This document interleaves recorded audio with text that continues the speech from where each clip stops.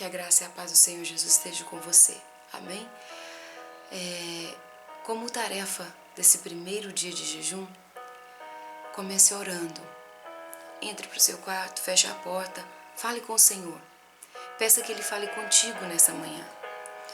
E comece lendo a Bíblia, capítulo 3 de Tiago. Esse capítulo é muito bom.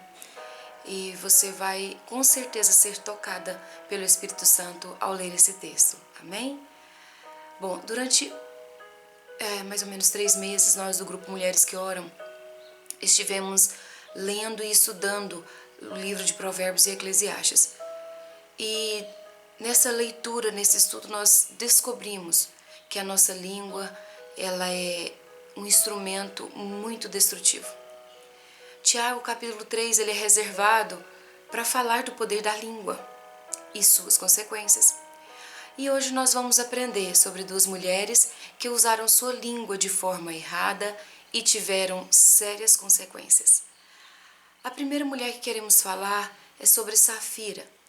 Para quem não conhece a história, você pode conhecer em detalhes na Bíblia, no livro de Atos, capítulo 4. Safira ela era casada com Ananias e eles viveram na época da igreja, no início da igreja, onde as pessoas tinham um só coração, o mesmo amor. Eles pegavam seus bens, vendiam e contribuíam com aquelas pessoas que tinham menos, ajudando cada um dos irmãos. Ananias ele viu nesse cenário a oportunidade de ser reconhecido como um grande cooperador da obra de Deus, sem gastar muito, sem precisar de perder muito. Então ele combinou com Safira que venderiam sua propriedade e que doariam para os irmãos mais pobres, mas iriam ficar com uma parte do dinheiro, mentindo que haviam dado tudo. Após venderem então, Ananias foi até os discípulos e disse que estava entregando todo o dinheiro de sua propriedade para dar aos pobres. Provavelmente fez isso com toda arrogância, querendo os aplausos dos discípulos. Pedro então confirmou com ele se era realmente por aquele valor que tinha sido a venda. Quando ele disse que sim, Pedro deixou claro que ele estava mentindo não aos homens, mas para Deus. Ele não estava dando todo o valor. E ele não precisava vender a sua casa, não era uma ordem da igreja. Ele não precisava vender sua casa e ele também não precisava dar todo o valor que ele tinha vendido. Não era uma ordem, não era uma lei. Então, para que mentir? Então, na mesma hora, Ananias caiu morto.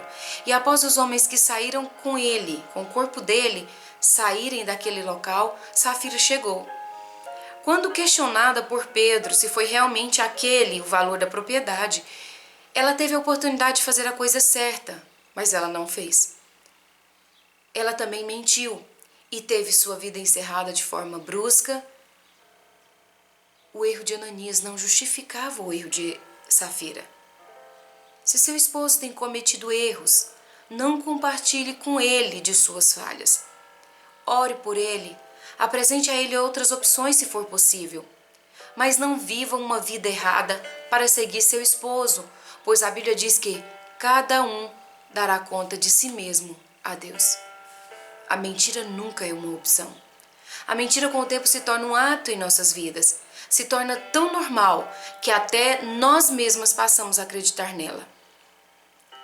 Efésios capítulo 4, versículo 25, a Bíblia diz que, portanto, cada um de vocês deve abandonar a mentira e falar a verdade ao seu próximo, pois todos somos membros de um mesmo corpo.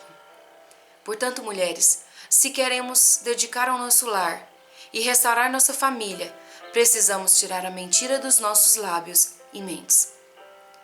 A segunda mulher que eu quero falar hoje é uma mulher pouco conhecida chamada Zeres. Se você quiser conhecer a história dela, mais detalhes, você pode ler em Esther, o livro de Esther. Zeres vai aparecer no capítulo 5. Mas Zeres ela era casada com um ministro do rei da Pérsia. O esposo dela se chamava Amã e ele era um ministro do rei da Pérsia, Assuero, que era casado com Esther. Bom, Amã, ele odiava um homem judeu chamado Mardoqueu. Ele odiava esse homem porque ele não se inclinava diante dele. E apesar de todos na cidadela, naquele lugar, prostrarem-se diante de Amã, Mardoqueu não se prostrava, e aquilo era uma afronta para Amã. Então Amã, ele queria destruir o povo judeu inteiro por causa de Mardoqueu.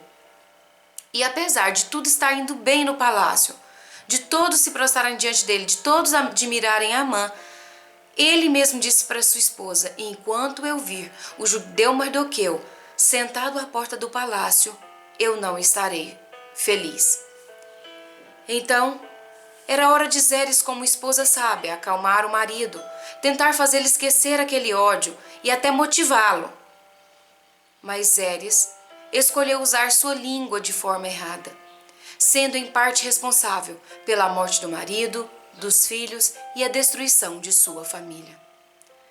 Vou ler para você o texto da Bíblia que está escrito no livro de Esther, capítulo 5, versículo 4, que diz: então Zeres, sua esposa, e todos os seus amigos lhe deram o seguinte conselho: ora, manda fazer uma forca com mais de 20 metros de altura e logo pela manhã peça ao rei que Mardoqueu seja sumariamente enforcado nela. Depois, alegra-te e vai com o rei para o banquete. Amã gostou de ouvir aquele conselho, gostou daquela sugestão e imediatamente mandou construir a forca para matar Mardoqueu. Literalmente, o feitiço virou contra o feiticeiro. Para resumir essa história, todas as armações de Amã foram descobertas e ele foi enforcado na própria forca que havia construído para o seu inimigo. Palavras têm poder. Provérbios capítulo 18, versículo 21 diz: a língua tem poder sobre a vida e sobre a morte, e os que a usam habilmente serão recompensados. Nós, com nossas palavras, temos poder de colocar vida, ânimo, esperança, força e alegria em nossos filhos e maridos. Muitas vezes, para as amigas, temos sempre elogios, palavras doces, mas nossos filhos e maridos temos tratados com xingamentos, críticas e rótulos destrutivos que, de tanto ouvirem, acabam acreditando e se tornando aquilo que mais ouvem. Portanto, mulher, vamos usar esse período de jejum para analisar como temos usado a nossa boca. Será que a mentira se tornou um hábito em nossas vidas? Será que tenho tentado explicar minhas falhas com os erros do meu esposo? Será que tenho contribuído com os erros e falhas do meu esposo, xingando, humilhando e desprezando? Será que meus filhos sonham em ouvir palavras de amor e admiração dos meus lábios? Eu quero orar por você nessa manhã. Pai Celeste, eu te louvo pela oportunidade de estar aqui sendo usada por Ti para tocar vidas. Eu peço, ó Deus, que nessa manhã o Senhor toque em cada mulher que está ouvindo esse vídeo, assim como o Senhor tocou no meu coração. Que essa palavra, ó Deus, possa chegar nos corações e possa frutificar. Pai, toca os lábios de cada uma das mulheres que estão vendo. Senhor, a nossa língua tem servido para destruir nossos lares. A nossa língua tem servido para trazer desânimo, para trazer discórdia em nosso lar. Pai, nos ajude a administrar esse instrumento que pode servir de bênção como pode servir de morte, de destruição. Pai, nos ajuda a controlar nossa língua. Ajude-nos, ó Deus, a ter palavras de ânimo, de força, de refrigério. Que a nossa língua possa servir de paz, de bênção no nosso lar. Senhor, nós dependemos do Senhor. Nós precisamos de Ti. Cada mulher que está ouvindo esta oração precisa do Senhor, porque nós não podemos nada sem Ti. Por isso, ó Deus, que esse jejum sirva para tocar cada uma de nossas vidas. Toca nos nossos lábios, como Ezequiel pediu, como o Senhor tocou nos lábios de Ezequiel. Toca nos nossos lábios, ó Pai. Toca as nossas vidas, para que nós possamos servir de bênçãos. Restaura cada um dos lares que estão aqui, buscando no Senhor essa esperança. Senhor, que no final desses 7 dias de jejum, o Senhor possa fazer uma transformação em cada uma de nossas vidas. Senhor, nós precisamos de Ti, em nome de Jesus. Em nome de Jesus. Lembre-se que para evitar a dor de uma separação e uma família destruída, Colossenses capítulo 3, 23 e 24 dá a solução. Trabalhem arduamente e de bom ânimo em tudo quanto fizerem, como se estivessem trabalhando para o Senhor e não para homens. Eu abençoo em nome do Senhor Jesus. Amém?